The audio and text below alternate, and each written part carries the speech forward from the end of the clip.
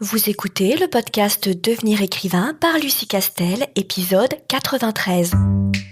Bienvenue sur Devenir écrivain, le podcast pour démarrer et réussir votre carrière d'écrivain. Et maintenant, retrouvez votre animatrice Lucie Castel, autrice publiée à l'international, formatrice et conférencière. Bonjour, je suis ravie de te retrouver dans ce nouvel épisode de podcast et aujourd'hui, nous allons parler d'un sujet qui me passionne parce que nous allons parler du polar, du genre de polar et c'est mon genre de prédilection. Et le thème que j'ai envie d'aborder avec toi aujourd'hui dans ce podcast, ce sont les 8 scènes dont a besoin tout polar réussi. Alors, en réalité, je vais faire une petite mise en garde. Là, on va parler essentiellement des plots ou des codes du grand genre de polar. Attention, je ne vais parler uniquement du polar, pas du thriller. En France, on fait la différence entre le sous-genre du thriller et le sous-genre du polar. Là, je vais parler uniquement du polar. Et je vais parler de ce qui fait les grandes règles du code du polar. Et quand je parle de code de genre littéraire, je parle d'esthétique littéraire, tout comme lorsqu'on utilise certaines techniques, quand on peint un tableau, on peut entrer dans certains courants esthétiques. C'est exactement la même chose lorsque on parle d'un roman, de fiction ou non d'ailleurs, et ce sont des codes, des esthétiques qui ont été largement étudiés lorsque on a commencé à se plonger sur les mécanismes des romans policiers, puis des romans d'amour, des romans sentimentaux, que l'on opposait à la littérature générale qui ne répondait à aucune mise en scène, aucune esthétique particulière. Donc, encore une fois, ce que je dis toujours, c'est qu'il faut avoir beaucoup de respect lorsqu'on s'attaque à un genre littéraire, parce que ce genre littéraire, encore une fois, c'est une esthétique qu'il faut respecter, et le lecteur qui apprécie cette esthétique littéraire lorsqu'il va acheter un thriller, un polar, une romance, de la fantaisie, du fantastique, etc. Donc il faut respecter ce type de code, bien entendu. Mais ça ne veut pas dire que parce que on reprend des choses qui ont été moult fois étudiées, repris, mises en scène dans ces livres, que ça va forcément faire de ton livre un best-seller. Parce que, évidemment, tu t'en doutes, que si c'était aussi simple, tous les éditeurs auraient breveté la procédure et il n'y aurait que des best-sellers. Par contre, c'est quand même intéressant de bien connaître ces codes, de bien connaître le genre littéraire dans lequel on écrit, pour ensuite pouvoir mettre en scène notre vision de ce genre littéraire, nos propres codes, et éventuellement mélanger différents codes, différentes influences, etc. Donc voilà ce que nous allons voir aujourd'hui et évidemment si tu es un peu lecteur-lectrice de polar et si tu apprécies ce genre et si tu apprécies d'écrire dans ce genre, je ne peux que te recommander la lecture assidue de polar évidemment pour voir un peu comment est-ce qu'on appréhende ce genre-là et quelles sont les grandes tendances. Mais en tout état de cause, ce que je vais te raconter sur ces scènes emblématiques de polar ne devrait normalement pas te surprendre. Mais avant d'entrer dans le vif du sujet, je te rappelle que tu peux toujours t'inscrire à notre newsletter si tu veux avoir quelques conseils littéraires une fois par semaine et surtout te tenir au courant de toute l'actualité de l'Institut de formation de l'ICAR et notamment des prochaines sessions de formation de devenir écrivain. Alors, la première scène emblématique de tout bon polar, et je t'invite à aller le vérifier dans plusieurs polars que tu pourrais lire ou que tu as pu lire, c'est qu'il faut évidemment un mystère. Alors sur le mystère, il n'est pas utile que ce soit systématiquement un meurtre. Ça peut être une disparition ou ça peut être plus généralement un mystère qui plane autour d'une personne ou de plusieurs personnes. La plupart du temps, ça se transforme systématiquement en meurtre, évidemment, parce que le meurtre, c'est, le mystère ultime, celui qui bouleverse une famille, qui peut bouleverser une société, etc., et qui choque les esprits et surtout peut pousser les enquêteurs à vouloir investiguer, évidemment. Mais tu peux être sur le registre de la disparition, par exemple, Harlan Coben, qui est certes un peu plus sur le registre du thriller, encore que, étant un auteur anglo-saxon, on ne fait pas la différence entre le polar et le thriller, mais la plupart du temps, ses ressorts et ses codes sont plutôt sur le thriller contemporain que sur le polar. Mais, par exemple, lui fonctionne beaucoup avec un mystère typé disparition. Donc, c'est toi qui vois, mais il faut bien évidemment, au départ, un mystère. Ensuite, il te faut une figure enquêtrice. Alors dans le polar, c'est très clairement assumé qu'il s'agit d'un personnage qui enquête, contrairement au thriller où souvent il s'agit d'une personne lambda qui a l'air tout à fait normale et qui n'est pas du tout versée dans les enquêtes, qui n'est pas policier, qui n'est pas enquêteur privé, etc. Alors que dans le polar, souvent, on a face à nous une figure enquêtrice, c'est-à-dire un personnage qui a l'habitude d'enquêter, soit de façon officielle, soit de façon officieuse. Soit il s'agit de quelqu'un qui fait partie de la police, par exemple, ou de la gendarmerie, selon qui enquête, évidemment, soit un enquêteur privé, soit un enquêteur typé d'assurance, etc. Soit une personne qui n'est pas déclarée, mais à qui on fait appel parce que on sait qu'il a un esprit de déduction et qu'il s'est déjà illustré dans certaines enquêtes.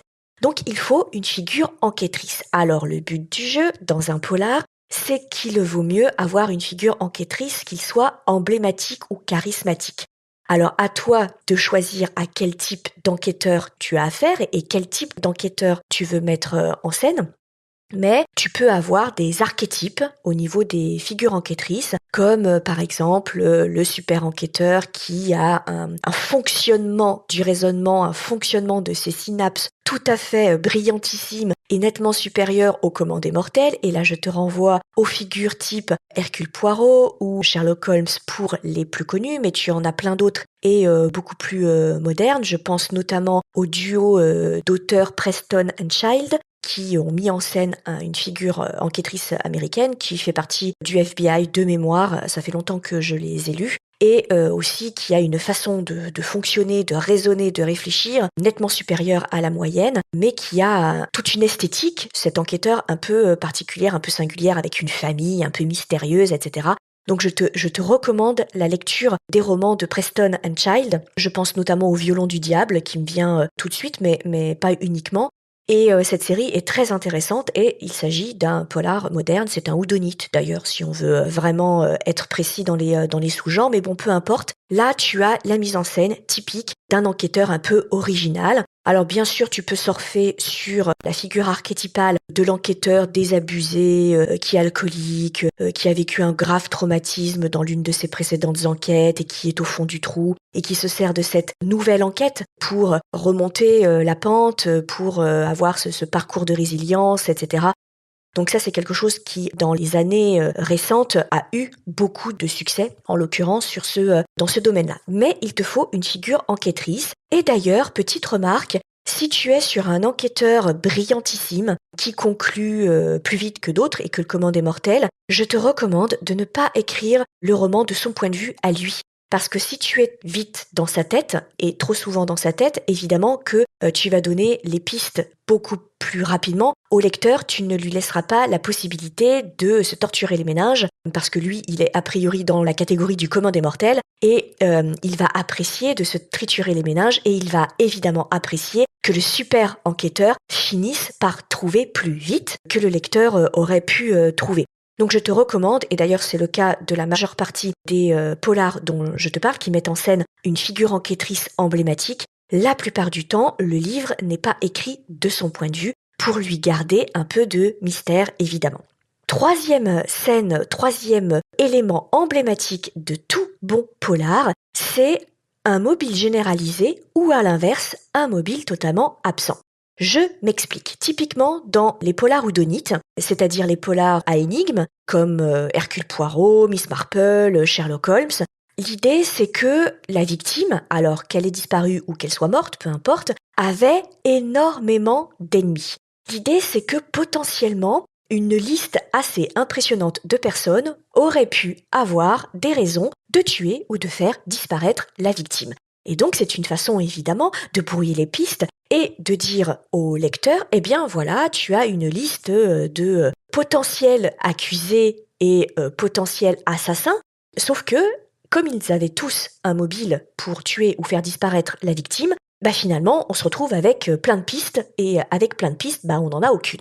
Donc ça c'est la première option, mais tu peux aussi avoir la deuxième option, qui est que la victime avait l'air, parce que bien sûr, souvent, c'est quelque chose de complètement artificiel, et on va se rendre compte que c'est pas du tout le reflet de la vérité, mais apparemment, la victime n'avait aucun ennemi. En fait, la victime était véritablement parfaite. Donc soit on a une surenchère de mobiles, soit on a une absence totale de mobiles. Donc le mystère dans le premier cas vient du fait qu'on a trop de suspects, et du coup on n'arrive pas à choisir. Et dans le deuxième cas, la problématique c'est qu'au contraire, on n'a aucun suspect. Et la personne qui a disparu ou est morte n'aurait pas dû être victime. Donc ça, c'est récurrent. Pourquoi ? Parce que ça fonctionne très très bien dans la mise en scène du mystère et évidemment de l'enquête. Quatrième élément, quatrième scène, c'est que on doit avoir une galerie de coupables potentiels.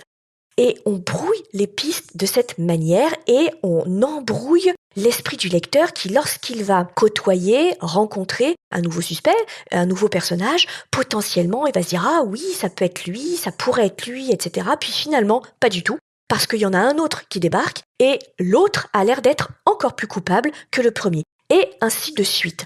En fait, l'idée, c'est de présenter moult potentialités au lecteur. Le lecteur assidu de polar adore ouvrir des pistes.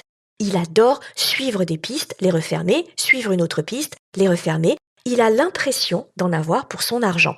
Très clairement, c'est une erreur de débutant en polar que de dire on va rien révéler les 3/4 du roman, c'est-à-dire que pendant les 3/4 du roman, on ne va rien savoir de rien, et tout se passe dans les 2 ou 3 dernières pages du livre. La plupart du temps, les lecteurs de polar n'apprécient pas ce genre de gadget, qui est que on met tout dans les derniers chapitres. Et il se passe globalement rien pendant les 3/4 du livre. Les lecteurs de polar aiment bien, comme quelqu'un qui affectionnerait les casse-têtes, il aime bien aller au bout de certaines pistes, se rendre compte que c'est pas les bonnes, puis en reprendre une autre, puis en reprendre une autre. En d'autres termes, il faut que tu donnes à manger au lecteur de polar, qu'il n'ait pas l'impression d'être dans l'attente pendant les 3/4 du roman et d'avoir toutes les révélations dans le dernier quart du roman. En règle générale, le lecteur de polar s'ennuie un peu et se dit « oui, mais ça fait un peu gadget ». Donc c'est très important que tu lui offres cette galerie de potentiels accusés, de potentiels coupables et des pistes qui se refermeront. Et ça me permet de basculer dans la scène, dans l'élément suivant, qui est tout aussi important, et c'est le 5e de mémoire, c'est que on a une intrigue qui est calibrée en poupée gigogne. En fait, ce sont des intrigues qui s'emboîtent dans des intrigues qui s'emboîtent dans des intrigues. L'idée étant que tu ouvres sciemment des portes sur des pistes qui n'en sont pas vraiment, évidemment, et tu les refermes juste après.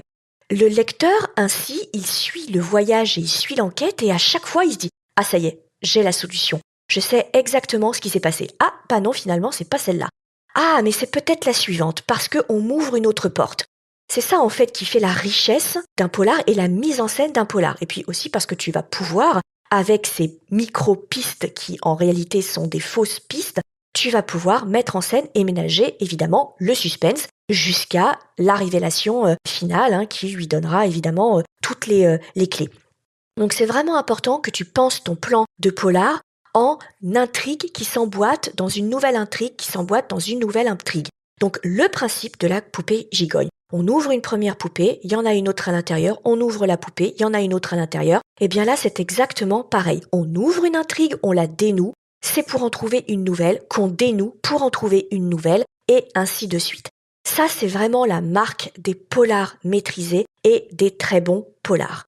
Ça me permet de glisser sur le 6e élément, 6e scène, c'est évidemment le suspense. Alors, on est bien d'accord que, en matière de polar, la tension dramatique, la tension narrative et le suspense n'ont pas à être aussi importants qu'en matière de thriller.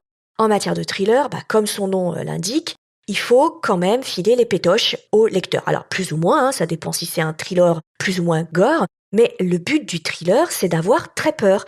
Et donc d'être au bout d'un moment pris dans une narration, dans un récit qui se déroule de plus en plus rapidement au niveau du temps. Et on a très peur à la fois pour le personnage principal, mais on a très peur aussi tout court, parce que le thriller est calibré de telle façon qu'il est censé provoquer des frissons de peur ou d'horreur dans la tête et le corps du lecteur. En matière de polar, et particulièrement les polars à énigmes, on n'a pas besoin d'avoir du suspense aussi fort et de coller autant les chocottes, si je peux dire, au lecteur. Néanmoins, il faut quand même qu'à un moment, on soit face à des chapitres ou des révélations qui prennent un peu de court le lecteur et qui lui font craindre pour la vie soit de la figure enquêtrice, soit de personnages secondaires, soit de potentielles futures victimes. Très concrètement, on doit un peu avoir peur que l'assassin ou les assassins potentiels soient acculés et que du coup ils accélèrent un peu le mouvement et ils s'en prennent à d'autres victimes ou à la figure enquêtrice. Donc très clairement, quand on compare un Hercule Poirot avec un Harlan Coben ou un Preston and Child, la tension dramatique, la tension narrative et le suspense n'est pas du tout le même. Donc à toi de moduler ton suspense selon dans quel genre littéraire tu te trouves et selon quelle ambiance tu veux donner à ton polar. Mais quoi qu'il arrive, il te faut quand même ménager des moments de suspense. Je te renvoie à tout ce que j'ai pu te dire dans les newsletters ou les podcasts précédents sur le suspense. On en parle beaucoup dans la formation Devenir écrivain projet best-seller. Mais c'est l'anticipation incertaine de l'avenir dans la tête du lecteur et c'est redoutablement efficace lorsque tu veux mettre en place évidemment un système de page turner. Ensuite, septième scène emblématique de tout bon polar, c'est l'acte manqué du héros, de la figure enquêtrice ou du protagoniste, peu importe. En fait, à un moment, il est sur le point de tout démasquer, il est sur le point de tout comprendre, il est sur le point de démasquer le ou les assassins et il se loupe. Donc l'acte manqué est extrêmement important, évidemment aussi pour être toujours dans la même logique, à savoir de ménager le suspense dans l'esprit du lecteur et que ce lecteur dise « Ah ça y est, on est sur le point de « Ah non, mince, c'est un acte manqué ». Pourquoi ? Parce que le lecteur qui est dans cette situation-là, qu'est-ce que tu crois qu'il va faire ? Eh bien, il va absolument vouloir tourner les pages. Et c'est le principe de la page turner, très clairement. Donc, encore une fois, l'idée c'est de hooker, c'est-à-dire d'accrocher le lecteur dès le départ et de faire en sorte que, malgré les enfants qui pleurent, malgré le repas du soir qu'il faut faire pour pouvoir manger, malgré le fait qu'il doit prendre les transports en commun, qu'il doit faire un changement entre deux métros, malgré tout ça, l'idée c'est que le lecteur ne puisse pas lâcher ton livre.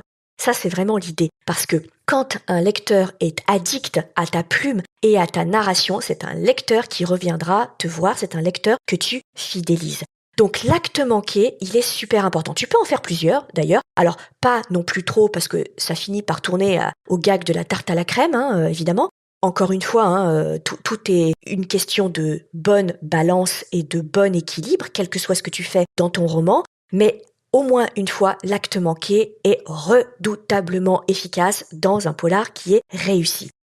Et puis, dernière scène emblématique, mais alors là, je pense que ça va te parler parce que tu l'as forcément lu si tu as lu des polars, c'est une bonne révélation surprise. Alors, qu'est-ce que j'entends par le cliff final, la révélation ultime de fin ?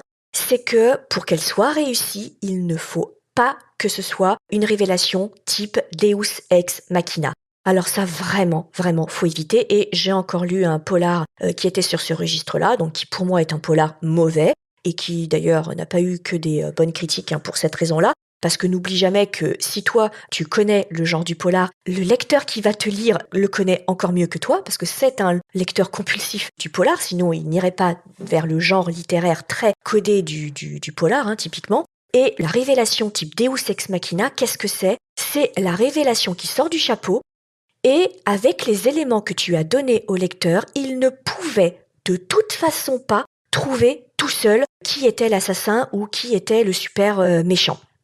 Et c'est très clairement un personnage qu'on a vu 30 secondes tout au début du roman et dont on n'a absolument plus du tout parlé, vraiment, et qui là ressort du chapeau et on ne sait pas trop pourquoi, ou dont on ignore complètement les motivations, ou qui n'a laissé aucune trace à aucun moment dans le livre, donc il n'y avait aucun indice. Pourquoi est-ce que c'est raté quand tu fais ce type de révélation ? Parce que tu arnaques le lecteur.